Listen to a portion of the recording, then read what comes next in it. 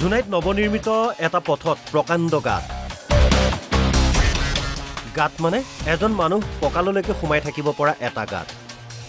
এটা ব্যস্ত ৰাজপথৰ মাজমজিয়া এই দ গাঁতটো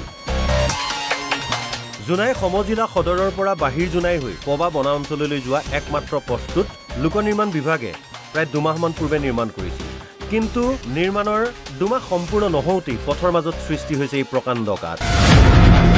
এই বাটেদি 70খনতকৈ অধিক গাঁৱৰ ৰাইজে দৈনিক অহা যোৱা কৰে এতিয়া পথৰ মাজত সৃষ্টি হোৱা এই প্ৰকাণ্ড দ গাঁতটোৰ বাবে ভয়ংকৰ দুৰ্ঘটনাৰ আশংকা কৰিছে স্থানীয় ৰাইজে সেয়েহে পথটো অতি শীঘ্ৰেই পুনৰ নিৰ্মাণ কৰাৰ লগতে নিম্নমানৰ কাম কৰা ঠিকাদাৰজনৰ ওপৰত বিহিত ব্যৱস্থা গ্ৰহণ কৰিবলৈ চৰকাৰ তথা বিভাগীয় কৰ্তৃপক্ষক দাবী জনাইছে স্থানীয় ৰাইজে আমাৰ এইটো এক নম্বৰ আমাৰ হেৰি পৰা যেটো জুনাই টাউনৰ পৰা আমাৰ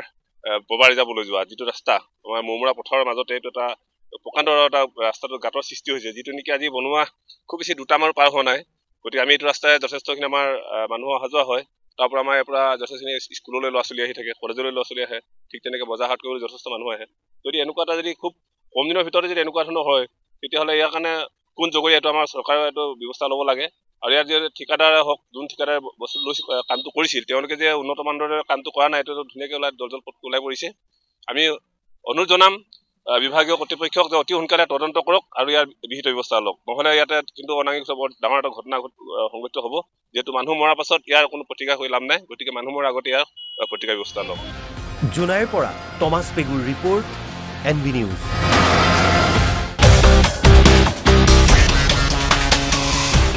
জুনাইত নৱনিৰ্মিত এটা পথত প্ৰকাণ্ড গাঁত মানে এজন মানুহ কঁকাললৈকে সোমাই থাকিব পৰা এটা গাঁত এটা ব্যস্ত ৰাজপথৰ মাজমজিয়া এই দ গাঁতটো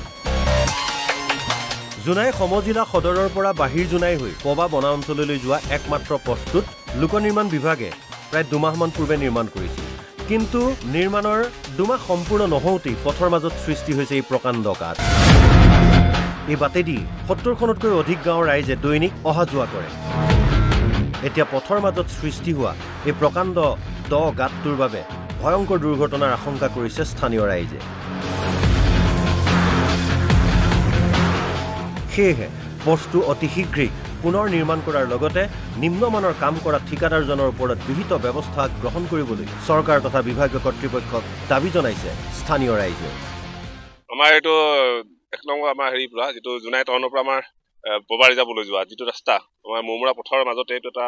প্ৰকাণ্ড এটা ৰাস্তাটো গাঁতৰ সৃষ্টি হৈছে যেটো নেকি আজি বনোৱা খুব বেছি দুটামান পাৰ হোৱা নাই গতিকে আমি এইটো ৰাস্তায় যথেষ্টখিনি আমাৰ মানুহ অহা যোৱা হয় তাৰ পৰা আমাৰ পৰা যথেষ্টখিনি স্কুললৈ ল'ৰা ছোৱালী আহি থাকে কলেজলৈ ল'ৰা ছোৱালী আহে ঠিক তেনেকৈ বজাৰ হাট কৰিবলৈ যথেষ্ট মানুহ আহে যদি এনেকুৱা এটা যদি খুব কম দিনৰ ভিতৰতে যদি এনেকুৱা ধৰণৰ হয় তেতিয়াহ'লে ইয়াৰ কাৰণে কোন জগৰীয়া এইটো আমাৰ চৰকাৰে এইটো ব্যৱস্থা ল'ব লাগে আৰু ইয়াৰ যে ঠিকাদাৰে হওক যোন ঠিকাদাৰে বস্তু লৈছিল কামটো কৰিছিল তেওঁলোকে যে উন্নত মানদণ্ডৰ কামটো কৰা নাই এইটো ধুনীয়াকৈ দলদল পথ ওলাই পৰিছে আমি অনুৰোধ জনাম বিভাগীয় কৰ্তৃপক্ষক যে অতি সোনকালে তদন্ত কৰক আৰু ইয়াৰ বিহিত ব্যৱস্থা লওক নহ'লে ইয়াতে কিন্তু অনাগত বৰ ডাঙৰ এটা ঘটনা সংঘটিত হ'ব যেহেতু মানুহ মৰাৰ পাছত ইয়াৰ কোনো প্ৰতিকাৰ কৰি লাভ নাই গতিকে মানুহ মৰাৰ আগতে ইয়াৰ প্ৰতিকাৰ ব্যৱস্থা লওক জুনাইৰ পৰা টমাছ পেগুৰ ৰিপৰ্ট NB নিউজ